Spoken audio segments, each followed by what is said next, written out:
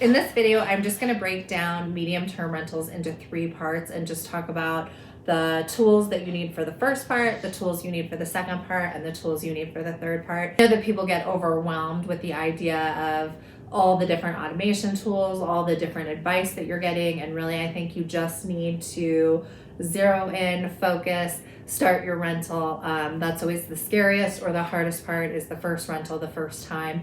I can tell you from many years of experience myself and also with my clients, it's getting your automations in place, getting your systems in place.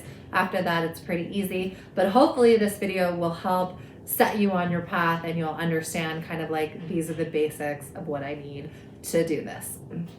My name is Erin Spradlin. I co-own Erin and James Real Estate. We work in Denver and Colorado Springs, the surrounding metros, work with sellers, buyers, investors, typically in the medium and short-term space. If you are looking for a real estate agent, please reach out. I do offer consulting. You just need to email me. I have the link below and we can set up a time. I do it on Tuesdays and Fridays. Typically, I help people with their pricing, their listing, any kind of issues they're having with medium-term rentals, and also helping them understand if they are ready to launch. If you are looking for a book on medium-term rentals, I have written one. It is called American Nomads by Erin Spradlin. It's on Amazon in Kindle and paperback format. It has checklists, interviews with tenants and landlords, tips and tricks on the marketing of your listing, references, resources. I've been getting a lot of demand for the lease, so I'm now asking people to either send proof that they purchased the book or that they want to purchase consulting, and then I will send out a copy of the lease and welcome docs to people that want to do that. Part 1 is pricing. So the tools that you need for pricing are Rentometer, Furnished Finder, and Airbnb. Rentometer will give you pricing for 12 months in your area. It will return median, average, upper 75th percentile. I usually pick the median right in the middle and don't go for the high or the low, but I base it off of that, and then I do between a 30 to 50% uptick on that is just a baseline. That's kind of where I want to see, and then I look at how that compares to Airbnb and how that compares to Furnished Finder. So I just use Rentometer as a baseline, just an understanding of what I could get on a long-term rent if I'm not paying for utilities and I'm not furnishing the place. And you want to know this because if you can't get that much more with medium term and you don't already own the furniture, then maybe you just want to have a long-term rental. So I start with Rentometer. That's rentometer.com. So the second place I look is Furnished Finder. Furnished Finder is obviously focused on these 30-plus day, these medium-term stays. So I look at Furnished Finder, and I put in the zip code or the address that I'm thinking, and I look at other properties that are nearby and comparable and see what they're pricing at. Now, the ones that are coming up haven't been rented yet, so you don't know how exactly they're doing, but they should be pretty close. Usually when I'm looking at places, unless somebody has something that's like just stand out, they're gonna be between like $400 of each other. So what I mean by that is like one place is going to be $2,800, another is going to be $3,200, and then you're going to see a range in there, and that's a good idea of where to price. So look at that Furnished Finder, and again, if you have a lot of time, start high and then move low. So start at $3,200, and if you're getting closer and no one's renting, drop to $2,800. Again, depending on where you're at, right now, it's going to be hard to do a rental, or you're going to make the least amount of money that you'll ever make. So in Colorado, we're in our down season, so I would expect to get closer to $2,800 and then bump up my price, and when the summer comes, or reevaluate what the pricing should be versus if I'm in May when I know things are going to be really hot. However, if you're in Florida, Arizona, you are in the middle of your peak season right now, then you're going to be higher, and then assume when things get really hot in the summer that you're going to get less demand. Okay, so Rentometer, your base price for 12 months, Furnished Finder, what your competition is doing, and Airbnb, you can look and see what your competition is doing there as well. For Airbnb, if you're going to search it, you're going to want to put in a 2 or 3 month stretch to see what their pricing is and what kind of discount they're giving, because most people are giving a 10 to 20% discount for longer stays. So you will put it in and then it'll have the discount listed and then you can see what they're renting for. So it's going to be a combination of that. You're going to look at properties that most look like yours and that are closest to yours, same size. Most properties are going to be entire units, so you want to filter for that. You also want to filter for whether or not it's pet friendly. That is harder to do in Airbnb than it is in Furnished Finder. So just those are the things that you're going to want to pay attention to. So that is step one, is the pricing. So using Rentometer, Furnished Finder, and Airbnb to get your pricing set. Step two is sourcing clients and putting up your listing. So sourcing your clients, you're going to use Furnished Finder, Airbnb, and VRBO. I recommend using at least 2 out of 3 of these platforms, 3 out of 3 if you have the time and the interest.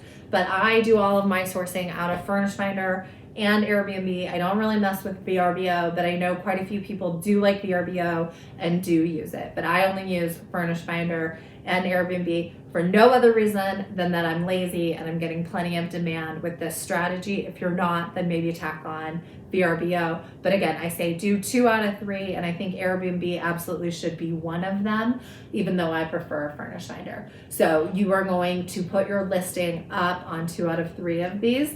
If you do not have professional photos, I recommend doing them. If you don't know who to use professionally for photos, you're going to use whoever listing agents in your area are using, or I use a group called Virtuance, and they are very good. I'm happy with them. I believe they're national, and people come, like they hire photographers come in, and then you have your pictures back within 24 hours. So I like Virtuance a lot for that. So that is the first part of it. So, getting your photos through Virtuance, putting your listing up on Airbnb, VRBO, or Furnished Finder, then you're going to start to have interest. So people are going to come in and say, hey, I'm interested in your property. I can come on these days.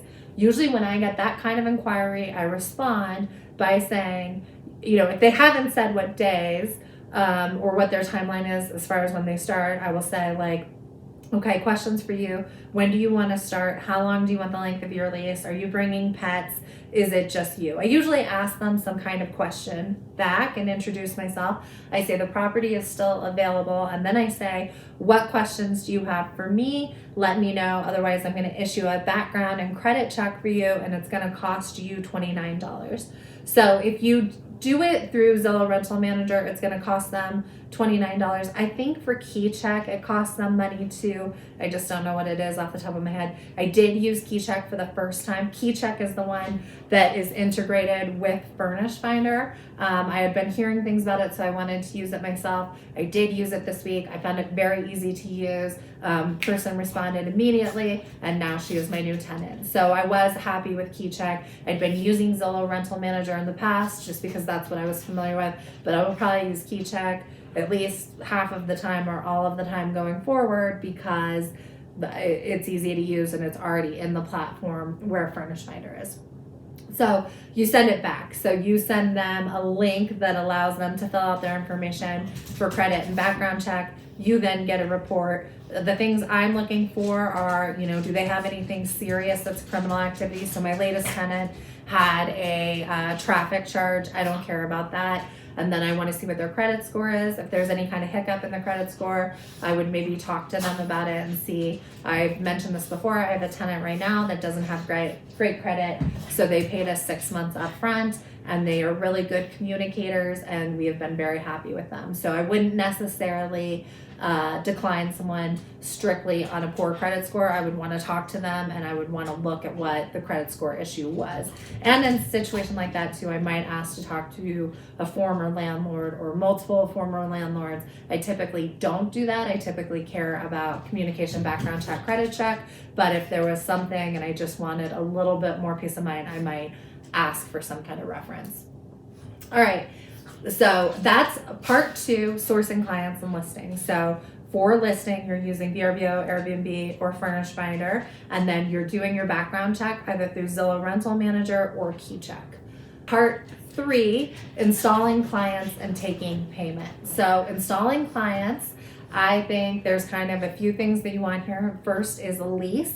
Second is a smart lock, and then third is the way you take the payment. So the lease, I have a medium-term rental lease and a welcome doc I'm happy to share with you, but I do it with people that are either booking me for consulting or have purchased the book, and then if you just send me proof of purchase of the book, I have been getting receipts, but someone sent me a picture of themselves smiling with the book. That was really sweet. I liked that. It's more exciting than a receipt, but whatever. So anyways, if you do that, then I will issue the lease and the welcome doc. But especially if you're doing it in Furnished Finder doesn't do that stuff. So you need some kind of lease that you're going to issue to them. With Airbnb will handle it all within the system. Okay, so then a smart lock basically replaces a property manager, in my opinion, at this point. So I would put on a smart lock. I like the Quickset Halo. Then I will drop a link to that below. That's what I've been using. I don't know if it's the cheapest or the best or whatever, but it has Wi-Fi functionality. I found it very easy to use, and it's the one that I recommend. Okay, so for part 3, you are talking about leasing, putting a smart lock, and then finally payment. So for payment, I have my tenants pay me through Venmo or Zelle because I have these 2 accounts. If they ask if they can pay by check or if I'll add Cash App or whatever, I say no because I don't want to take a check. That's an extra step for me, and it's also not as good of a record keeping. I mean, it's probably decent record keeping, but in Venmo, it's just right there. It's really easy to look up, more so than logging into my bank account and trying to look at the picture of a check. So I want it in Venmo or Zelle. I don't add Cash App or any of that because I feel like it's just as easy for them to add Venmo or Zelle as it is for me to add Cash App, and I don't want them to be making early demands out of me. I want it to be kind of a relationship where we work together and that my systems are in place and that they kind of understand how these systems work. That is it. That is medium-term renting in a nutshell. I think do not overthink it. Do not get stressed about it. And just to recap, Phase 1 is pricing. You're looking at rentometer.com for your long-term 12-month pricing. You're adding a multiplier of 30 to 50% on top of that to get the price.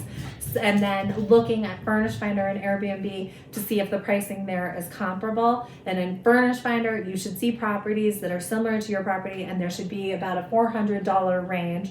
So depending, I'm just saying $2,800 to $3,200, but depending on what you're looking, I think you're going to find a $400 range for different properties and pick your pricing depending on the comps and how much time you have to rent out, what kind of season you're going into. Part 2 is sourcing clients and listing. You are going to put your property on at least 2 out of 3 of the platforms. So out of Airbnb, Furnished Finder, or VRBO. Once you have secured a tenant or someone is starting to ask you a lot of questions, you can background check them either through Zillow Rental Manager or keycheck. I like both of them. It's no cost to you. It is a cost to the tenant, but it's not crazy. Part 3 is installing clients and taking payment. You install your clients by putting them on a lease. You put a smart lock on so that they can come in and out and you don't ever have to really deal with it. And finally, you take your payment. I take my payment through Venmo or Zelle. Bonus tip is people have been asking me, and I've noticed this lately too, a lot of people are asking that they want to come see the property before they rent. If you have the capacity to do that, great. I actually don't for some of my properties because I'm not in the same area. So I just take a video and I ask them if that's enough and if they would be happy with that. And that seems to work for a lot of people. All right, I hope this video was helpful. Again, if you're looking for a medium-term rental book, it's here. If you're looking for consulting to figure out if you're ready, figure out if there's anything you're missing, you want help with the pricing, double check on the listing, blah, blah, blah, reach out to me. I have my emails, links, everything else below. Thank you.